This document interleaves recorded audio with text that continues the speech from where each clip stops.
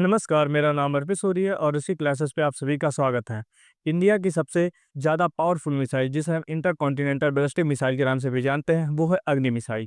आप सभी लोग जैसा जानते हैं कि अग्नि मिसाइल को सबसे पहले 1989 में टेस्ट फायर किया गया था, जिसको अग्नि मिसाइल के साथ-साथ और अलग टाइप की भी मिसाइल जिसमें से कुछ सरफेस टू एयर मिसाइल थे, कुछ एयर टू एयर मिसाइल थे, कुछ ग्राउंड सरफेस मिसाइल थे और ऐसे कई टाइप के अलग-अलग मिसाइल को डेवलप किया गया था।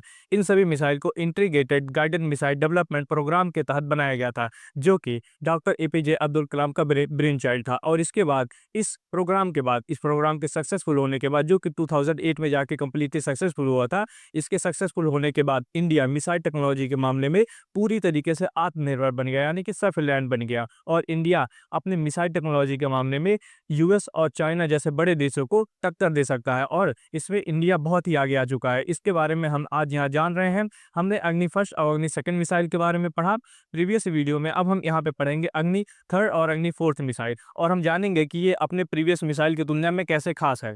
अग्नि थर्ड मिसाइल अग्नि फर्स्ट और सेकंड मिसाइल का एक एडवांस वेरिएंट है।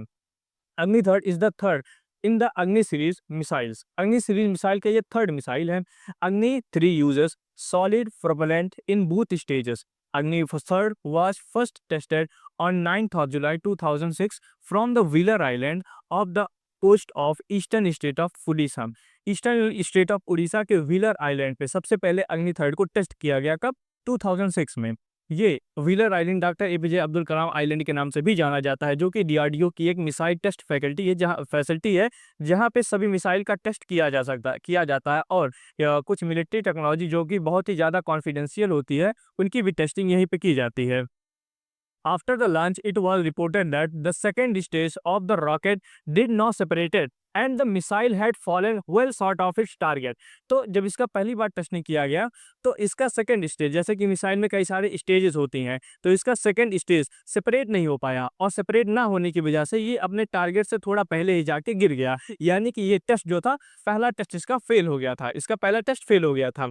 अग्नि 3 was again tested on 12th of April 2007 और ठीक एक साल बाद इसके सारी कमियों को दूर करके 12 अप्रैल 2007 को इसका फिर से टेस्टिंग किया गया, this time successfully again from wheeler island on 7th of May 2008। यानी कि इसका लगातार 3 टेस्ट किया गया, एक टेस्ट फेल होने के बाद लगातार 2 और टेस्ट किए गए, ताकि ये कंफर्म किया जा सके कि ये पूरी तरीके से ऑपरेशन के लिए रेडीनेस है। India again successfully test fired this missile. This was the third consecutive test and it validated the missile operational readiness। और ये लगातार तीन मिसाइल के टेस्ट ये वैलिडेट कर देते हैं कि मिसाइल अब अपने ऑपरेशनल रेडीनेस के लिए पूरी तरीके से रेडी है। तो ये मिसाइल इस तरह से टेस्ट हुआ, इसका पहला मिसाइल का टेस्ट फेल हुआ था और इसके बाद लगातार इसके 2 टेस्ट पूरी तरीके से सक्सेसफुल रहे थे। Omni 3 has a range of 3500 kilometre. अपने प्रीवियस मिसाइल की तुलना में, जो कि 1000 और 2000 किलोमीटर के रेंज वाले थे मिसाइल, अग्नि 3 लगभग 3500 किलोमीटर की रेंज के साथ आता है and it can take a warhead of 1.5 tonne. इसके प्रीवियस मिसाइल के जो वेरिएंट थे वो ऑलमोस्ट 1 टन तक का वॉरहेड कैरी कर सकते थे, लेकिन ये 1.5 टन का वॉरहेड कैरी करने में सक्षम है। It has been reported that the missile circular probable area lies in the range of 40 metre. Circular probable area क्या होता है कि जहाँ पे टारगेट है ये उसके 40 मीटर के एरिया में स्ट्राइक कर सकता है, चाहे वो यहाँ पे करेगा, यहाँ पे करेगा, यहाँ पे करेगा। ये बहुत ही ज़्यादा एक्यूरेट माना जाता है, मिसाइल टेक्नोलॉजी के बारे में ये बहुत ही ज़्यादा एक्यूरेट माना जाता है, इसलिए क्योंकि इसके लिए कोई भी मिसाइल में अगर वॉरहेड लगा हुआ है, तो ऐसा माना जाता है कि वो लगभग 100 मीटर के एरिया में किसी भी ऑब्जेक्ट को डिस्ट्रॉय कर देगा। और कोई भी अदर मिसाइल्स होते हैं, उनका एक्यूरेट प्रोबेबल एरिया इसी के आसपास होता है, 100 मीटर, 200 मीटर या फिर 50 मीटर, इसी के लगभग आसपास होता है। और ये अग्नि 3 जो मिसाइल है, इसका सर्कुलर प्रोबेबल एरिया 40 मीटर है, जो कि बहुत ही ज़्यादा एक्यूरेट मिसाइल है, बहुत ही ज़्यादा एक्यूरेट माना जाता है। दिस वुड मेड अग्नि third the most accurate strategic ballistic missile of its range in the class of world. तो ये पूरे दुनिया में जितने भी इस क्लास के मिसाइल है, यानी कि बैलिस्टिक क्लास के मिसाइल्स हैं, उन सभी मिसाइल्स में की तुलना में ये सबसे ज़्यादा एक्यूरेट मिसाइल है, जो कि 40 मीटर के सीईपी रेंज में अपने टारगेट को स्ट्राइक करता है। ballistic missile increases the kill efficiency of the weapon. It allows Indian weapons designers to use smaller yield of nuclear warhead while increasing the lethality of the strike. इसका कहने का मतलब है कि अगर हमारे पास 40 मीटर का स्ट्राइक रेंज है, सीईपी है 40 मीटर का एक्यूरेट स्ट्राइक रेंज है, तो इसका मतलब अगर हमको किसी एक ऐसे एरिया को डिस्ट्रॉय करना है कि जो कि 100 मीटर तक का फैला है, उसका एरिया जो है 100 मीटर है, तो हम ऐसे 2 मिसाइल मार के इस पूरे 100 मीटर के एरिया को खत्म कर सकते हैं। और इसमें जो भी हम वॉरहेड का यूज करेंगे, लाइक जैसे मैंने बताया कि ये 1.5 टन का वॉरहेड कैरी कर सकता है, तो हो सकता है कि हमें लगभग लगभग 500 किलो का वॉरहेड की जरूरत पड़े, जो कि इतने एरिया को डिस्ट्रॉय करने के लिए सक्षम होगा। तो हम ऐसे ऐसे हल्के मिसाइल ले जाके इसके ऊपर मार सकते हैं। इससे ये क्या होगा कि हमारी मिसाइल का यील्ड तो बढ़ जाएगा और इसके साथ वॉरहेड को कैरी करना भी कम हो जाएगा, यानी कि कम वॉरहेड में हम ज्यादा एरिया को डिस्ट्रॉय कर सकते हैं। वॉरहेड के कम होने से इसका वजन भी घट जाएगा और वजन घटने से इसका रेंज बढ़ जाएगा, तो हम दूर तक ज्यादा मार कर सकते हैं। इसलिए एक्यूरेट होना या मिसाइल का एक्यूरेट होना कितना ज्यादा जरूरी होता है। while increasing the lethality of the strike, older ballistic missiles such as those deployed by the earlier nuclear powers यानी कि required larger yield like 1 to 2 megaton. ये 1 to 2 मेगाटन के हाई एक्सप्लोजिव को लेकर जाकर तब हम किसी टारगेट को स्ट्राइक करते थे, तब वो जाके टारगेट डिस्ट्रॉय होता था, जो कि अदर कंट्रीज के मिसाइलें यूज करती हैं। लेकिन हमारे पास क्योंकि बहुत ही ज़्यादा एक्यूरेट मिसाइल है, तो हमको इतना ज़्यादा वजन ले जाने की ज़रूरत नहीं है। हम थोड़े से ही वॉरहेड के साथ एक बड़े एरिया को विथ एक्यूरेसी के साथ डिस्ट्रॉय कर सकते हैं। Warhead to achieve its level of lethality. तो जो 1 to 2 मेगाटन के मिसाइल्स, वॉरहेड के मिसाइल्स जो लिथैलिटी क्रिएट कर सकते हैं, वो हमारा अग्नि मिसाइल 1.5 टन या इसके कम वजन के वॉरहेड के साथ उस लिथैलिटी को कंपेयर कर सकता है, वह उसको बीट कर सकता है। यानी कि ये बहुत ही ज़्यादा एडवांस, अपने सेगमेंट में सबसे ज़्यादा एडवांस मिसाइल है। हम थोड़ा देख लेते हैं कि मिसाइल्स आखिर में होते क्या हैं। Missile is an airborne range weapon capable of self propelled flight aided usually.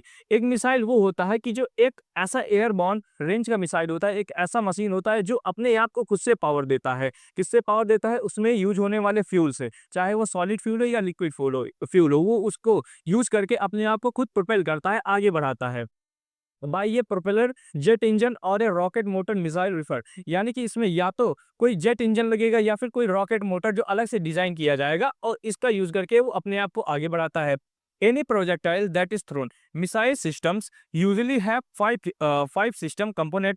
कोई भी मिसाइल होता है उसके मेन 5 कंपोनेंट होते हैं। पहला होता है टारगेटिंग करना, कि आपका टारगेट कहाँ है, किस जगह पे आपको जाके स्ट्राइक करना है, वो टारगेट करना। फिर उसको गाइडेंस सिस्टम प्रोवाइड करना है कि उस टारगेट तक वो पहुंचेगा कैसे, उसके लिए उसमें कई सारे रडार लगाए जाते हैं और गाइडेंस सिस्टम का यूज किया जाता है। फिर उसका फ्लाइट, उसके फ्लाइट को लगभग अगर मान लीजिए कि आपका टारगेट आपसे 20 मीटर की दूरी पे है, सॉरी 20 मिनट की दूरी पे है, 20 मिनट की दूरी पे है, तो ये 20 मिनट तक अपने आप को प्रोपेल कर सके, यानी कि लगभग लगभग ये 30-35 मिनट तक अपने आप को प्रोपेल करके वहां पे जाके हिट कर सके। तो इसके पास फ्लाइट रेंज भी होना चाहिए, फ्लाइट सिस्टम, और एक इसका पावरफुल इंजन होना चाहिए, जो कि जब ये फायर होगा तो देखिए इसमें से बहुत ही ज्यादा अमाउंट में हीट जनरेट होता है। तो उसका इंजन और उसका मटेरियल इतना ज्यादा पावरफुल होना चाहिए कि इतने लगभग 2000-3000 डिग्री सेल्सियस के टेम्परेचर को वो बियर कर सके, वो उसको झेल सके। ऐसा इंजन होना चाहिए एंड वॉरहेड, और इसका सबसे पावरफुल वॉरहेड जो कि इसके नेल पे या फिर इसको लगभग मुंह पे कैरी किया जा सकता है, जैसे एकदम स्टार्टिंग पॉइंट पे, जो कि यही जाके फिर स्ट्राइक करता है। तो इसके पास एक कैपेबल वॉरहेड होना चाहिए कि वो अपने टारगेट को पूरी तरीके से डिस्ट्रॉय कर सके। इसके पास इतना कैपेबल वॉरहेड होना चाहिए। जैसे कि कुछ होवित्ज़र टैंक होते हैं, ये सब होवित्ज़र टैंक है जो कि अपने साथ एक सेल को फायर करते हैं। इस सेल में भी आगे सिर्फ वॉरहेड लगा होता है, इसमें बहुत ज़्यादा गाइडेंस सिस्टम नहीं होता, ये बहुत ही छोटे सेल्स होते हैं। इनको लगभग मैथमेटिक्स के कुछ फार्मूलाज का यूज करके एक पर्टिकुलर डिस्टेंस पे फायर किया जा सकता है। इनके भी अपनी अच्छी रेंज होती है कि लगभग होवित्ज़र से फायर किया गया कोई भी सेल लगभग 5 किलोमीटर, 10 किलोमीटर, 20, 25, 50 किलोमीटर तक के भी रेंज रखते हैं। तो ये अलग टाइप के मिसाइल्स होते हैं और ये अलग टाइप के मिसाइल्स होते हैं। इनको हम सेल कहेंगे और इसको हम मिसाइल्स कहेंगे। आई थिंक ये आपको समझ में आया होगा। हम देखते हैं व्हीलर आइलैंड के बारे में, जो जगह लगातार जो मैं आपसे डिस्कस कर रहा हूँ कि जो भी मिसाइल का टेस्टिंग हो रहा है, वो ईसा के ऑफ कोर्स से व्हीलर आइलैंड से फायर किया जा रहा है, यहाँ पे टेस्ट किया जा रहा है। हम इसके बारे में भी देख लेते हैं कि ये क्या है। Doctor APJ Abdul Kalam island. Yes, wheeler island का नाम डॉक्टर एपीजे अब्दुल कलाम के आइलैंड के नाम से पड़ा है, यानी कि डॉक्टर एपीजे अब्दुल कलाम जो कि हमारी मिसाइल टेक्नोलॉजी के फादर जाने जाते हैं, जिनका ही ब्रेन चाइल्ड चाइल्ड था इंडिया का integrated guided missile development programme. Doctor APJ Abdul Kalam का ही ब्रेन चाइल्ड था। तो उन्हीं के नाम पे, उन्हीं को सम्मान देने के लिए इस आइलैंड का नाम रखा गया doctor APJ Abdul Kalam island, formerly known as Wheeler Island, is an island off coast of Odisha, India, approximately 150 kilometers, that is 93 miles east of the state capital Bhubaneswar. तो उड़ीसा का जो कैपिटल है भुवनेश्वर, वहां से लगभग 150 किलोमीटर की दूरी पे एक आइलैंड है, जो कि उसमें बे ऑफ बंगाल के आसपास वहाँ पे एक आइलैंड है इंडियन ओशियन के पास। वहाँ पे ये आइलैंड सिचुएटेड है और यहीं पे सारी मिसाइल का टेस्ट फायर किया जाता है। ये बहुत ही ज़्यादा, इसको इंडिया का एरिया 51 भी कहा जाता है। जैसे कि अमेरिका का एक एरिया है जहाँ पे अमेरिका अपने मिलिट्री टेक्नोलॉजी को टेस्ट करता है, उसको कहा जाता है एरिया 51 अमेरिका का। वैसे ही व्हीलर आइलैंड को इंडिया का एरिया 51 कहा जाता है। ये बहुत ही ज़्यादा सीक्रेट फैसिलिटी है, यहाँ पे किसी का जाना अलाउ नहीं है, यहाँ पे सिर्फ मिलिट्री पर्सनल ही जा सकते हैं। The integrated test range missile testing faculty operated by DRDO. ये टेस्टिंग फैकल्टी फैसिलिटी ऑपरेट किया जाता है डीआरडीओ के द्वारा, that is defence research and development organisation is located on the island as serve as the test faculty for the most of the missiles such as, जैसे कि India के कई सारी मिसाइल का टेस्ट किया गया है, तो उसमें से कौन कौन से मिसाइल इस आइलैंड पे टेस्ट किए गए हैं, दैट इज आकाश जो कि एक एयर डिफेंस मिसाइल है, उसके बाद अग्नि मिसाइल, अस्त्र मिसाइल, ब्रह्मोस मिसाइल, निर्भय मिसाइल, प्रहार मिसाइल्स और पृथ्वी मिसाइल, शौर्य मिसाइल और एडवांस एडवांस एयर डिफेंस पृथ्वी मिसाइल्स। और कौन कौन से मिसाइल्स हम देखे हैं, air defence smart missile and S asset missiles. ये सारे मिसाइल्स और ऐसे कई सारे मिसाइल जो यहाँ पे मेंशन नहीं है, वो सभी इसी आइलैंड से टेस्ट किए गए, फायर किए गए। ऑलमोस्ट जितने भी मिसाइल हैं ये यहीं से ही टेस्ट किए जाते हैं और फायर किए जाते हैं। अब इसके बाद हम देखते हैं अग्नि मिसाइल का अगला वेरिएंट, जिसे हम जानते हैं अग्नि 4 के नाम से। इसको हम अग्नि 4 के नाम से जानते हैं। ये मिसाइल का अग्नि मिसाइल का एक एडवांस वेरिएंट है जो कि पहले से भी ज़्यादा एडवांस है, यानी कि अग्नि फर्स्ट, सेकंड और थर्ड की तुलना में ज़्यादा एडवांस है। Agni 4 is the fourth in the Agni series of missile which was earlier known as Agni prime 2। इसको अर्लियर यानी कि सबसे पहले इसको जाना जाता था अग्नि प्राइम के नाम से। इन सभी मिसाइल के बाद एक नई मिसाइल को बनाया गया है जिसका नाम है अग्नि प्राइम, जिसका नाम है अग्नि प्राइम, और इसको पहले अग्नि प्राइम 2 के नाम से जाना जाता था। अग्नि 4 was first tested on 15th of November 2011। अग्नि 4 को सबसे पहले टेस्ट किया गया था 15th ऑफ नवंबर 2011 में एंड 19 ऑफ सितंबर 2012, यानी कि लगातार कंसेक्यूटिवली इसके 2 टेस्ट किए गए from the Wheeler Island off the coast of eastern state of Orissa. तो आप समझ गए थे कि ये व्हीलर आइलैंड क्या है और कहाँ पे सिचुएटेड है।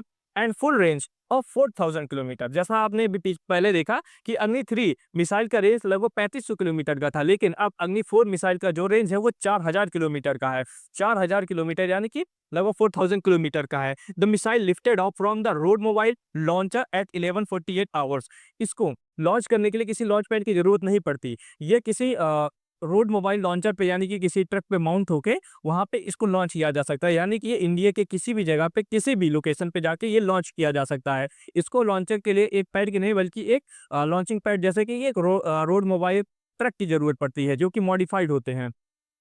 And after climbing at the altitude of over 800 kilometre, तो जब ये फायर हुआ, जैसे कि मैंने बताया था कि बैलिस्टिक मिसाइल की खासियत होती है कि अब यहाँ से मान लीजिए इसका लॉन्च पैड हो और यहाँ पे इसका टारगेट है, तो सबसे पहले ये ऊपर उठने के बाद एटमॉस्फेयर को क्रॉस करता है। ये एक कर्मन लाइन होता है जो कि 100 किलोमीटर के ऊपर से शुरू होता है और इसको साइंटिस्ट के द्वारा माना जाता है कि यहाँ से हमारा स्पेस शुरू होता है, मतलब 100 किलोमीटर के ऊपर से हमारा स्पेस शुरू होता है और लगभग 400 किलोमीटर की ऊंचाई पे हमारा इंटरनेशनल स्पेस स्टेशन उड़ता है। ये मिसाइल अग्नि 4 मिसाइल लगभग 800 किलोमीटर की हाइट पे जाता है, यानी कि ये एटमॉस्फेयर को पूरी तरीके से पार कर जाता है और उसके बाद फिर वहां से री एंट्री करता है। जब ये री एंट्री कर रहा होता है तो इसका टेम्परेचर, यानी कि जैसे ये मिसाइल का नोज है तो ये मिसाइल के नोज का टेम्परेचर यहाँ लगभग 3000 डिग्री सेल्सियस तक का हो जाता है या उससे भी ज़्यादा डिग्री सेल्सियस का हो जाता है। तो यहाँ पे एक नई टेक्नोलॉजी को विकसित किया गया जो कि इतने हाई टेम्परेचर को सह सके, जो कि इस मिसाइल के नोज पे लगाया जाता है और फिर जाके ये अपने टारगेट को हिट करता है।